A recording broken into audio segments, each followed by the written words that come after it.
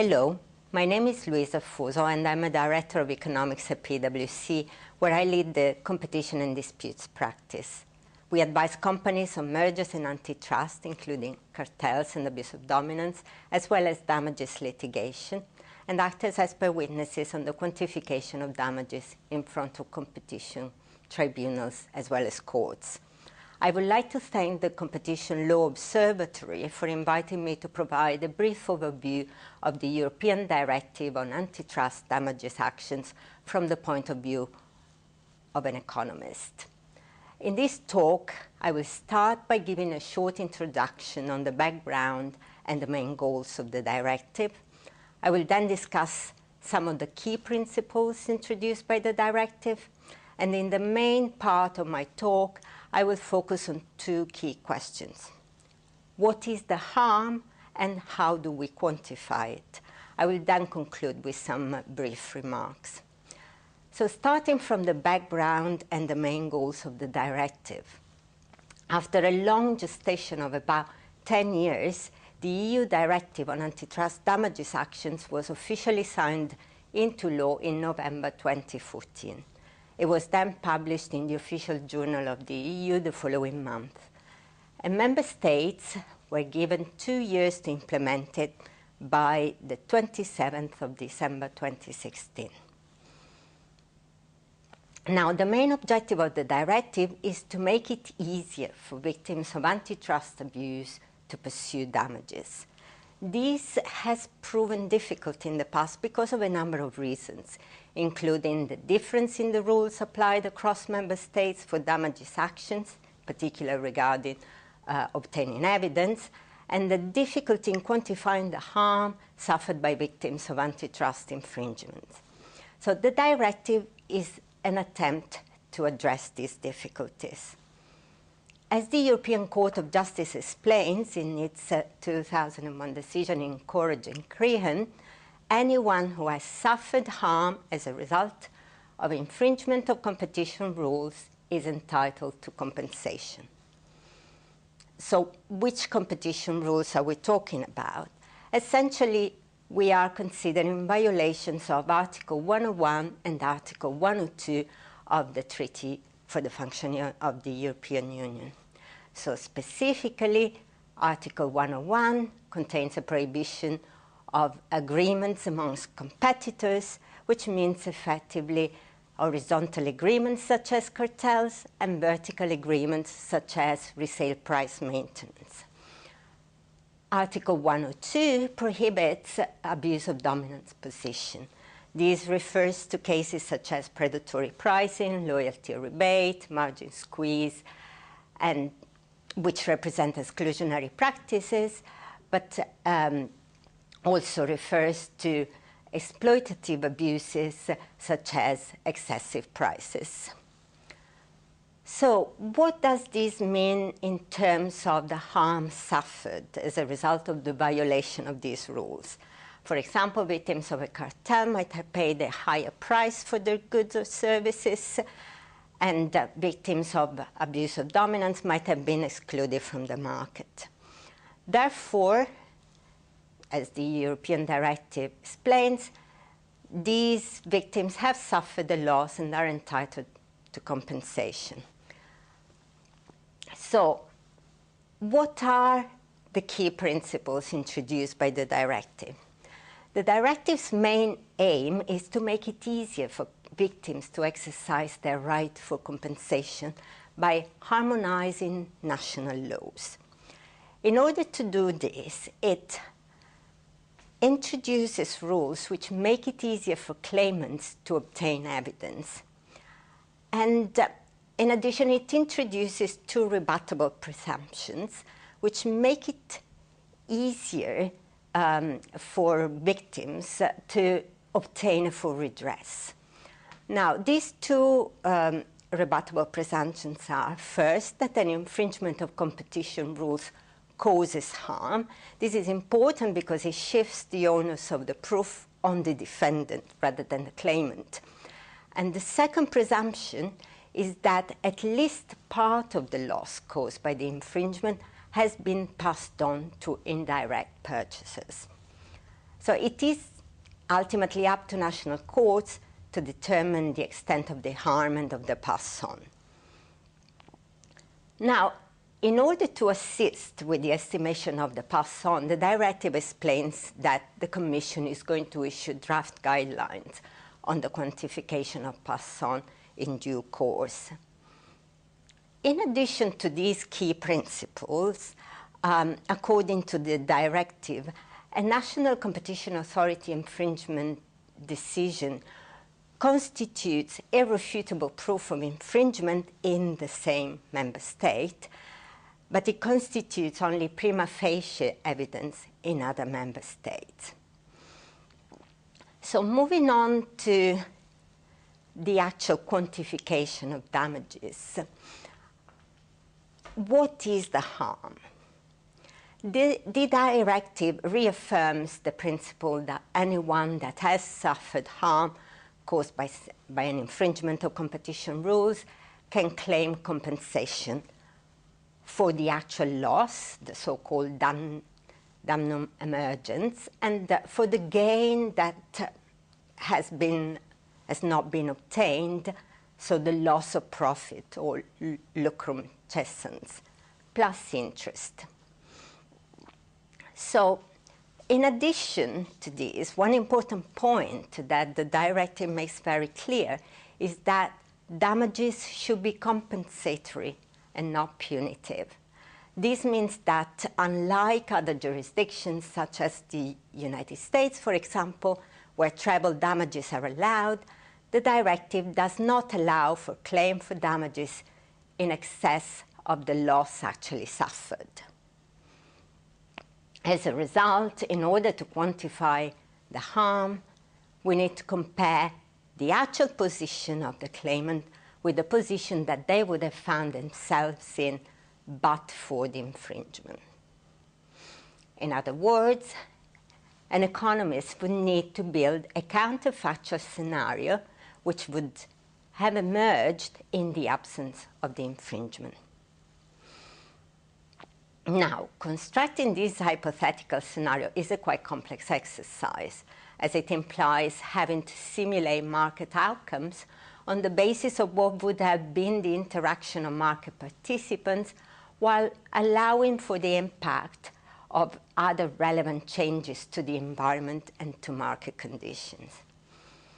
Given the complexity of this exercise, the ability to prepare thorough and accurate estimates is of the essence for a sound claim or defense. Now, accompanying the draft directive issued in June 2013 was a communication from the Commission on quantifying harm in actions for damages based on the breach of Articles 81 and 101 and 102, as well as a practical guide on the quantification of harm. Now, these documents were intended to mitigate the difficulties which are generally encountered by the parties and the courts in quantifying damages. The guide provides an overview of a number of techniques which are generally relied upon by economists for the quantification of damages. It is important, however, to make clear that this is a non-exhaustive list of techniques and it is not binding. Indeed, this is actually a rather broad overview and does not include a whole array of techniques that economists can and do rely upon. Now, before discussing these techniques, let's take a little step back and consider some hypothetical cases of antitrust rules infringement and assess what is the harm, and then consider how can we actually measure it, how do we quantify it. So let's suppose, as a purely fictional example, that there has been a finding of a cartel in the market for cocoa beans. Now, cocoa beans are bought by chocolate manufacturers and then are transformed first into cocoa mass and then manufactured into chocolate. Now, let's consider the case of a chocolate manufacturer who bought the beans from a cartel participant. What's the harm that the chocolate manufacturer suffered?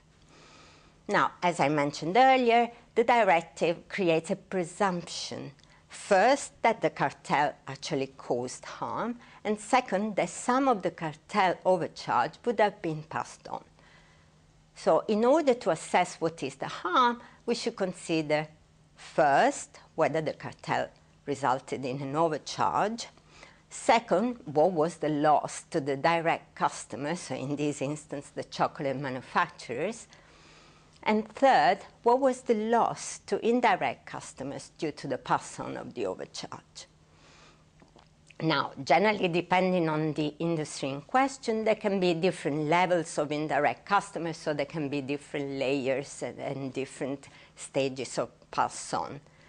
In our example, we will be looking at the loss suffered by the retailers of chocolate products, say, for example, the supermarkets, and then further down the chain, say, the final consumers.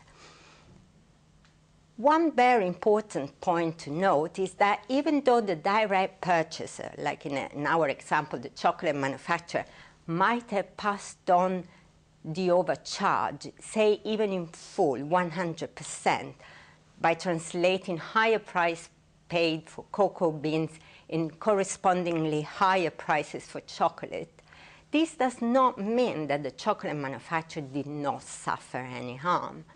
And this is due to the fact that, obviously, by increasing the price, there would have been a reduction in the volume of sales.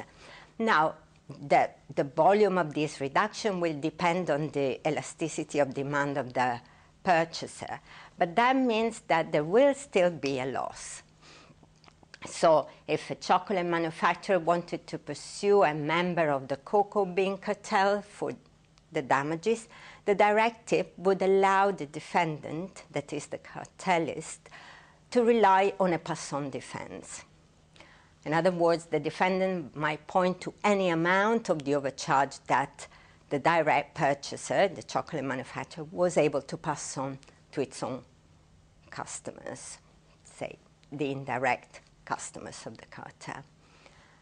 Now, the calculation of the pass-on is not a simple exercise, and this can actually discourage potential claimants if they're not inclined to pursue a claim in view of the potential risk that their loss will be found to be relatively limited due to pass-on. A detailed discussion of pass-on estimation techniques is beyond the scope of this talk. However, it is worth considering just some rough indicators which might provide an initial view for the assessment of the claim. So as a rough rule of thumb, one can look at the market structure at the level of the direct purchaser in order to assess their ability to pass on the overcharge. Say, for example, if the market for chocolate manufacturing is perfectly competitive, that means that the price of chocolate bars will be equal to the marginal cost of producing them. So if, as a result of the cartel, the price for cocoa beans is higher for all manufacturers, then that means that the marginal cost will increase for all of them, and that the higher cost will be passed on in 100% in final prices. Now, if the industry is not perfectly competitive, pass-on would be lower than 100%, and the amount will tend to depend on the elasticity of demand. So say, for example, if chocolate manufacturers were to sell to chocolate retailers, and then their demand is relatively inelastic, there can be an increase in price which can be absorbed, and there will be a relatively small impact on volumes. Conversely, if demand is very elastic, there might not be an ability to pass on much of the overcharge. Another general indicator for the presence of pass-on is whether the product, which was the object of the cartel, constitutes a variable or fixed cost for the indirect purchaser. So let's go back to our example. If the cocoa beans are a variable cost in the production of chocolate, it means the higher the cost of the cocoa beans, the higher the cost of producing one additional chocolate bar. This direct impact on the marginal cost of the direct producer results in some degree of pass-on. So what is the harm? The damage suffered, say, by the direct purchaser in this case will be equal to the overcharge times the volume bought minus the pass-on plus the value of the lost volume. So far we have considered the case of a cartel. But what if the infringement in question is an abuse of dominant position? What is the harm then? Let's consider the case of an exclusionary abuse, say, for example, predatory pricing.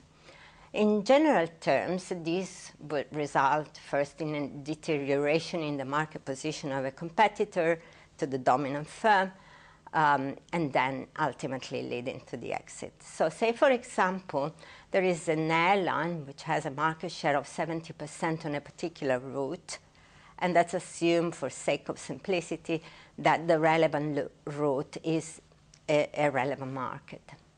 So this airline engages in below-cost pricing with the aim of excluding its only competitor who has a 30% market share, in order to be able then, once it has achieved a monopoly on the market, to increase prices again. So what is the harm which has been suffered by the excluded competitor?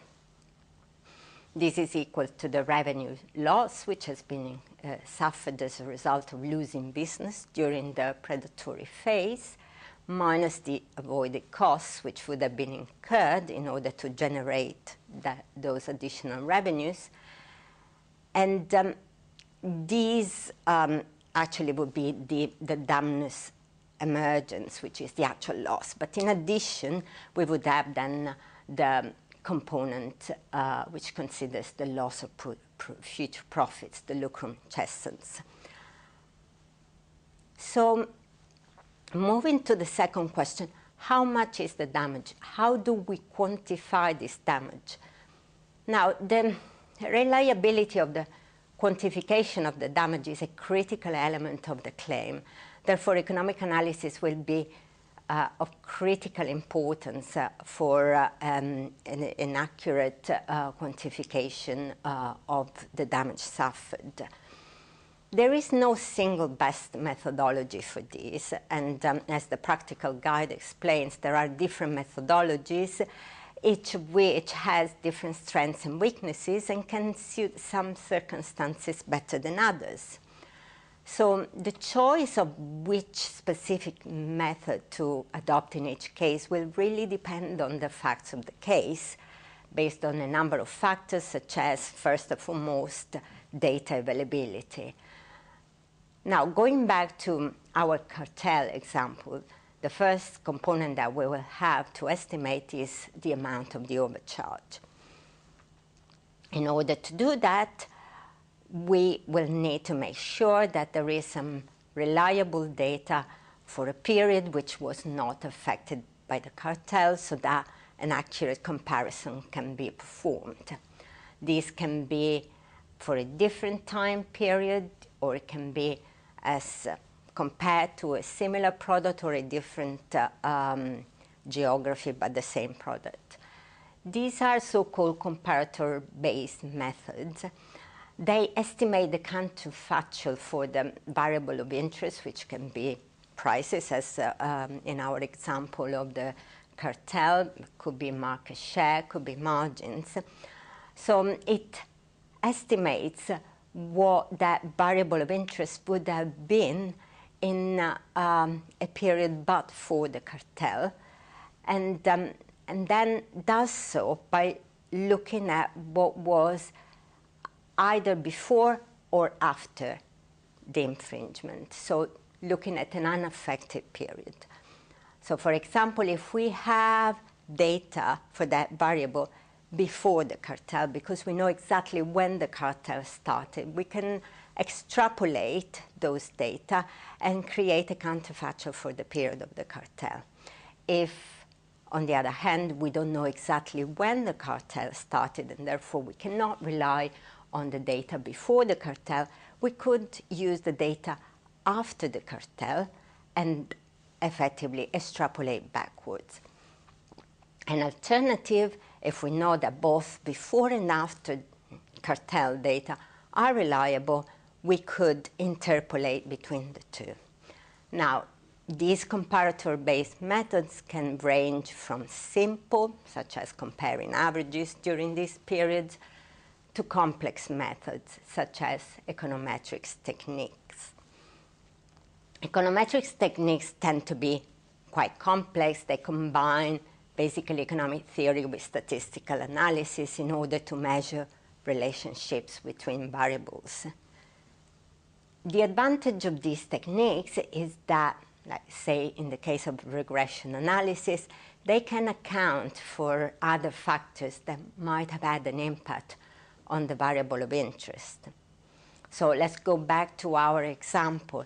In the case of the cocoa beans cartel, if the cost of labor went up so that the price of cocoa beans increased during the cartel period because of this increase in labor cost, these would need to be controlled for in the estimation of the overcharge in order to avoid attributing this price increase to the cartel. So econometrics would allow us to do so. The practical guide also refers to other methodologies, such as simulation models, for example, which rely on theoretical models of firms' interaction to predict a market equilibrium when some key variables change. Other methodologies include cost-based and finance-based models, such as profitability analysis, business valuation, or accounting methods. So, for example, in the case of accounting methods, one could calculate a unit cost and a reasonable markup and use that markup to calculate the value of lost profits from loss of sales, say, for example, in a case of anti-competitive foreclosure. Now, as a general rule, economic analysis relies on a set of underlying assumptions. Different types of analysis have some strengths and weaknesses depending on the assumptions they rely upon. The economist, the expert economist, will need to understand how those assumptions fit with the facts of the case at hand in order to identify the best methodology to rely upon in each case. In order to ensure that the quantification of damages is sound and reflects the key characteristics of the market, it is also very important to consider factual evidence as well as consult industry experts. For example, recall our example of predatory pricing by an airline. Now, in this case, the foreclosed airline, say, for example, claims an unrealistic profits for the exclusionary period. Industry experts will be able to validate all of the fundamental assumptions relied upon, such as aircraft load factor, fuel consumption assumption, cost of lease of aircraft to carry the additional counterfactual passengers lost as a result of the foreclosure. Internal documents will be of great help also in refining the hypothetical counterfactual scenario. For example, say a business plan might indicate what the expected margins were in the case of foreclosed entry. In brief, a strong expert report on the quantification of damages will marry up data and facts in a sound, consistent, and persuasive way. Ultimately, it is for national courts under the applicable rules to establish whether a method can be accepted for the quantification of damages in a particular case, provided that the principles of effectiveness and equivalence of EU law are observed. So just to conclude, There is a large variety of methodologies that can be used to quantify damages due to violation of competition rules. To date, there have been a number of cases in different jurisdictions that have relied on the detailed economic analysis. Unfortunately, most cases have settled out of court, and to date, we have no case law that could guide us in terms of what methodologies would be accepted or work best for courts. Now, several methods have different strengths and weaknesses, and amongst the key skills of the expert economist will be the ability to identify the most appropriate one in each case, bearing in mind time and cost considerations as well as the value at stake. I hope that this brief overview of the EU damages directives and this practical guide for the quantification of damages has been useful, and thank you very much for your attention.